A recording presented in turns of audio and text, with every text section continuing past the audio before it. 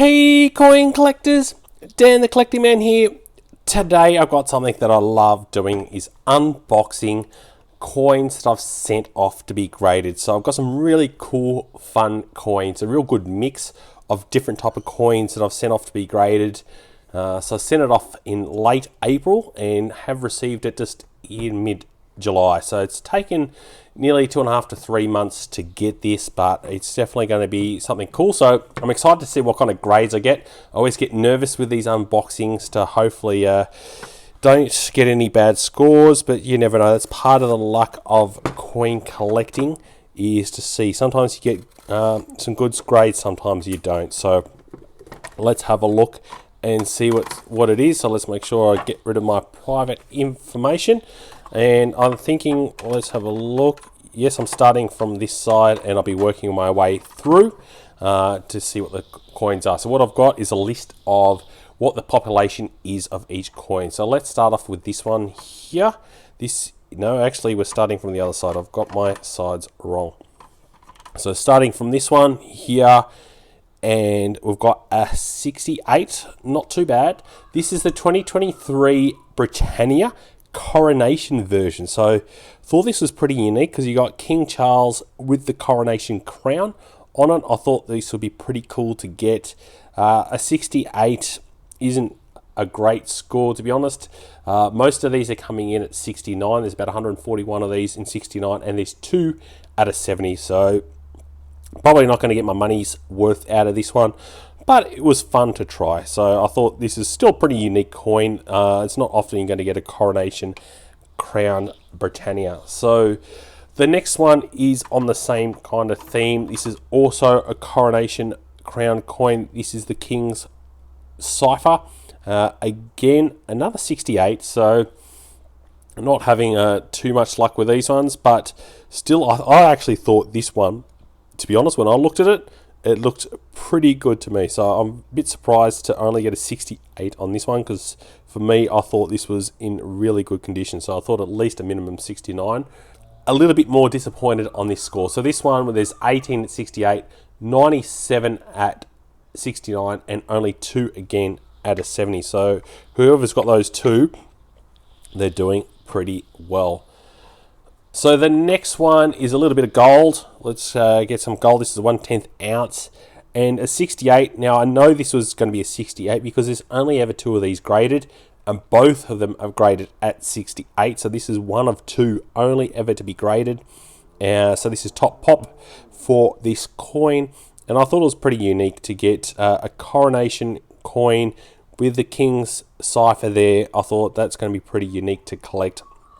So a £10 coin, bit of gold, so top pop. Not sure if it's going to add much value, to be honest, but I thought it's still pretty cool to get some coronation coins added, because I know they're probably not as collectible right now, but in 10 or so years time, I think the coronation coins will be something quite collectible. So that's pretty cool.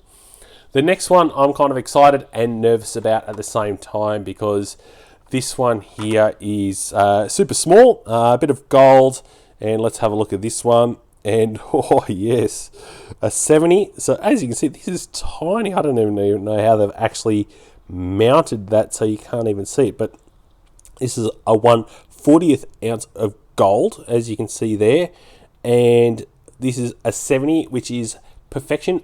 Only 5 of these have been graded and only 2 at 70. So this is 1 or 2. So to get this one, and this is my favorite design by far. I absolutely love this coronation design. So I think having this in gold, I really like the way they've actually mounted this as well. It's quite unique. So it's almost like they've almost laminated it in some regards, and then put it in there. So that's a pretty unique way of actually doing it, as you can see, compared to that.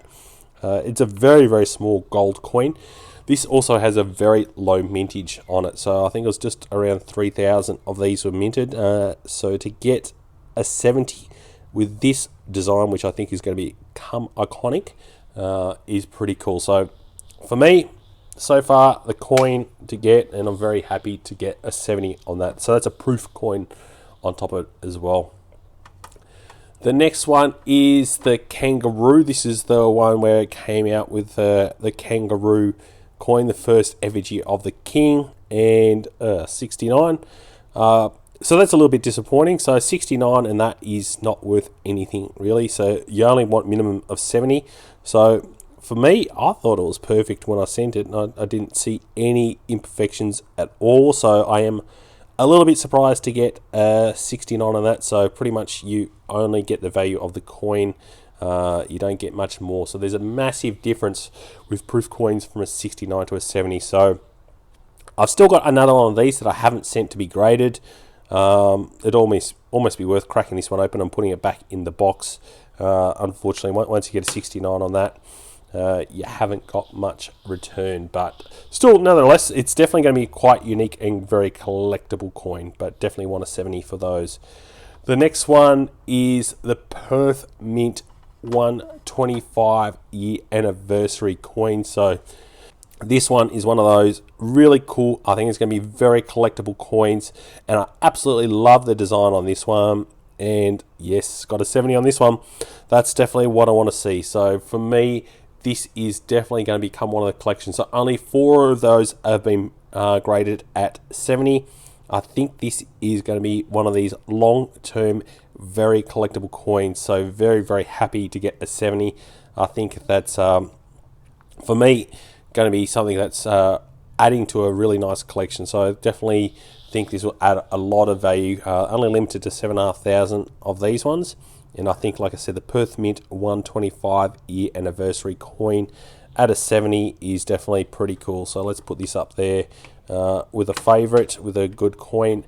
And the last one, this is the 50-cent coin with Queen Elizabeth. This is the one that has all the effigies over time.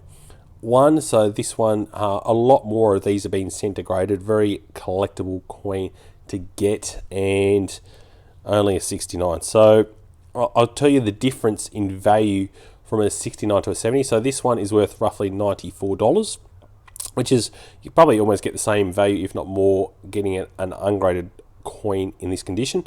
And at a 70, you're looking at $270 odd. So a big difference in the grade from a 69 to a 70. So this one, unfortunately, is a bit of a miss for me. Last time I was extremely lucky and got a whole heap of 70s.